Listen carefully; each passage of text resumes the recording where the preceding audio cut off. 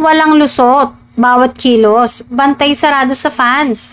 Kim at Paulo, huling nagde-date sa California. Masayang binisita ng mga fans sina Kim at Paulo ng kanilang mga Kim Pao fans para sa Asap Natin To, California. Dinagsa ng mga tagahanga na dumagundong nang lumabas at mag-perform sina Kim at Paulo.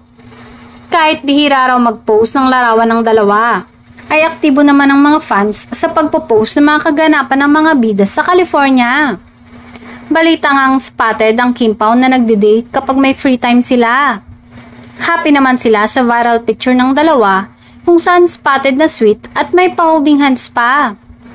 As usual, very gentleman pa rin si Paulo na todo alalay sa aktres. Say nga ng isang Kim Pao fan account na nag-upload ng video. Look at these two lovebirds, may sariling mundo, happiness. Huling araw sina Kim at Paulo pero kinatuwa yun ng mga fans kaya hindi sila pwedeng makulong. Samantala, wish granted na syempre ng mga fan ang muling pagsasama ni Kim at Paulo sa isang bigating proyekto.